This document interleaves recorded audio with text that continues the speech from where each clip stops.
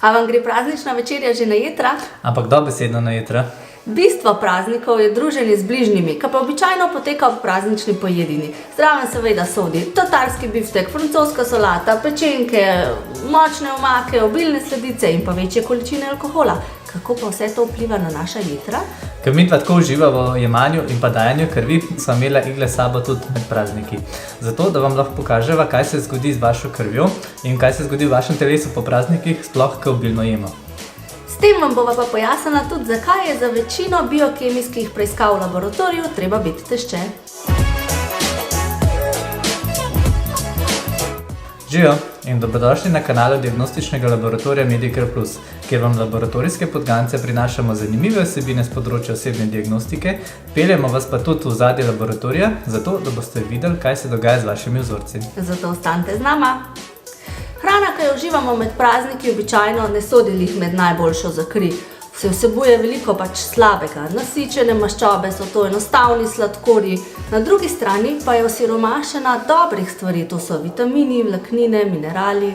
Če si vaše telo predstavljate kot avto, potem je hrana, ki jo vnašate v telo, gorivo, ki ga točite v avto. In če izberete bolj kakovostno gorivo, potem bo tudi avto bolje tekel, imel več moči in načeloma naredil tudi več kilometrov.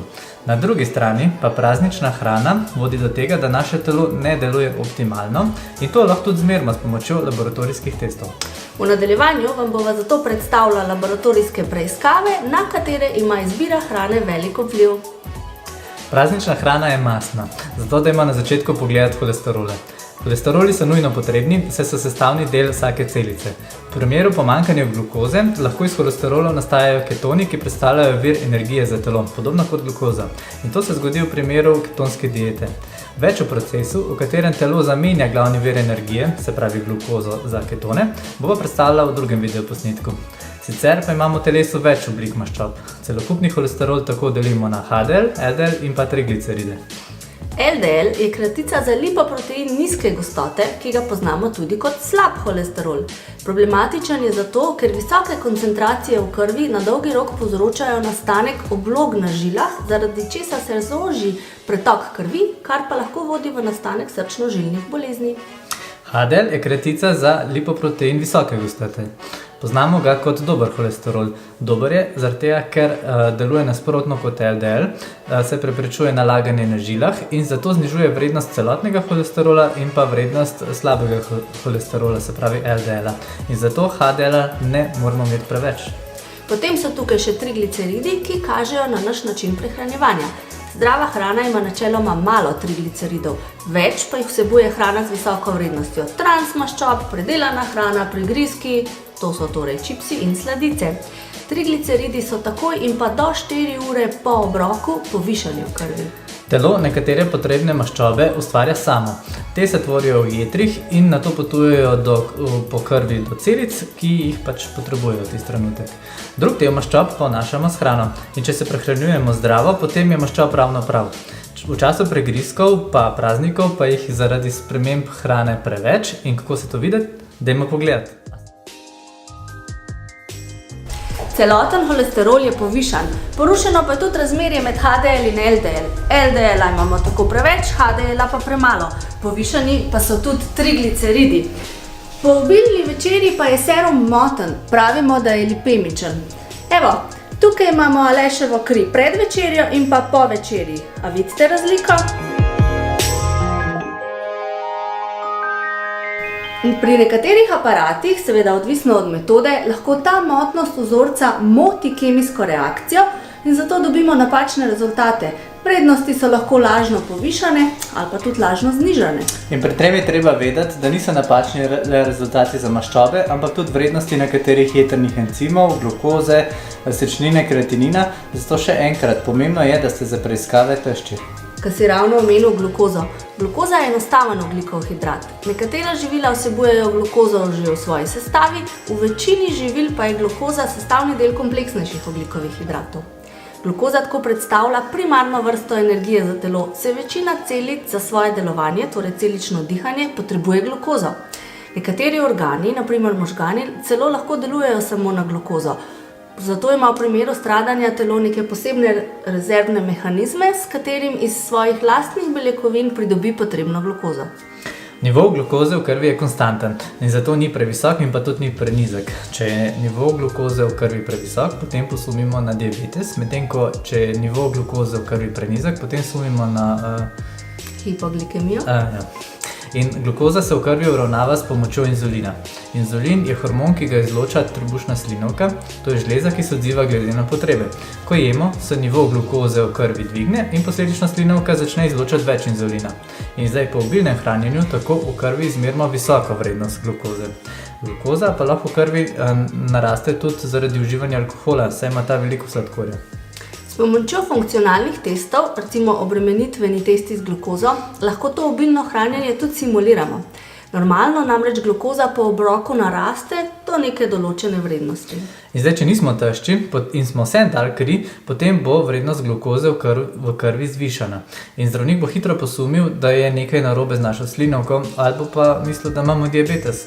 Zato je testiranje glukoze v krvi pač potrebno biti tešč. Tudi prenizke vrednosti glukoze v krvi lahko nakazujejo na napačno delovanje slinavke.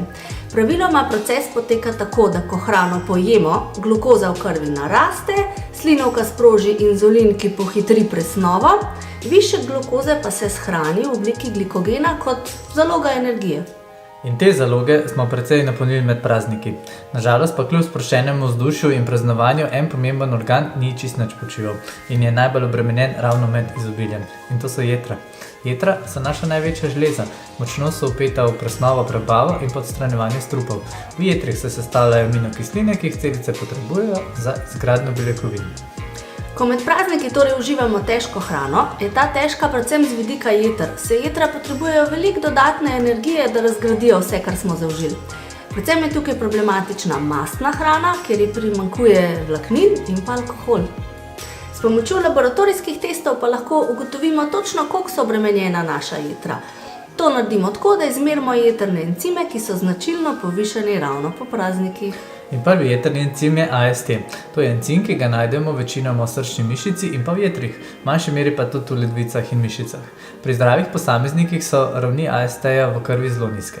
Ko se jetra in mišične celice poškodovane, se AST izloča v kri in to pač lahko izmerimo.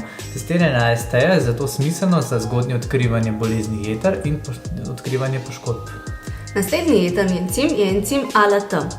Vrednosti ALT-ja v krvi zdravih posameznikov so prav tako nizke.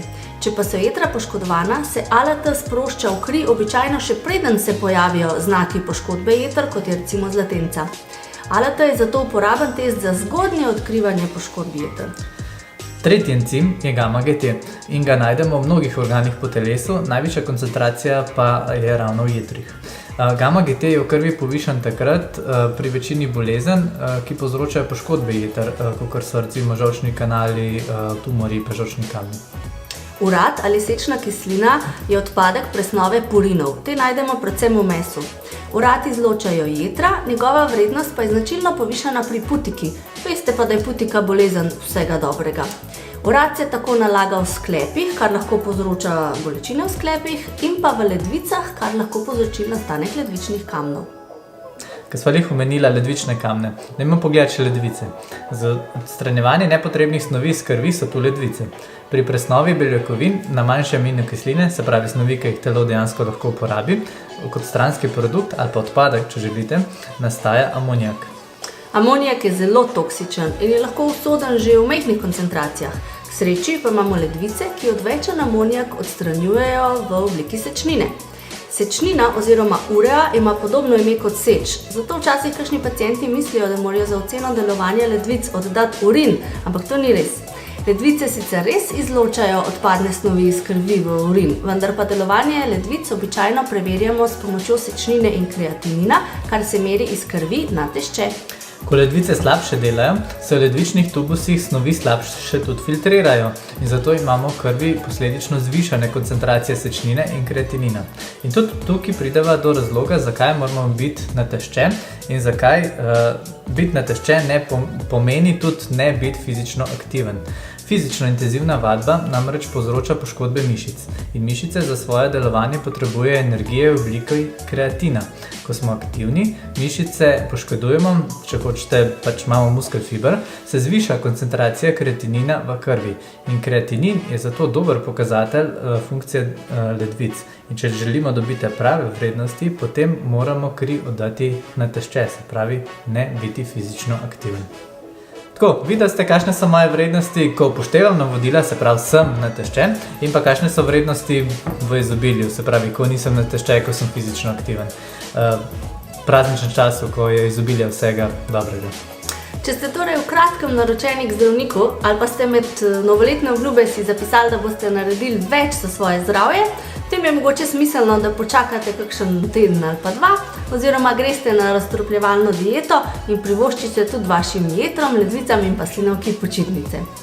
Kako in katera hrana znižuje jetrne encime, sečnino in kreatinin, vam bova predstavila v enem izmed naslednjih videoposnetkov. Tako da ostanite z nami, da boste na tekočem še naprej, ne? Če vam je bil video všeč, mu stisnite like, delite ga s prijatelji, ki so pri z vami na praznični večerji in pa seveda naročite se na kanal. Midva se zdaj vrača v laboratorij. Se vidimo naslednjič. Vi pa še naprej skrbite za svoje zdravje. Čau! Čau!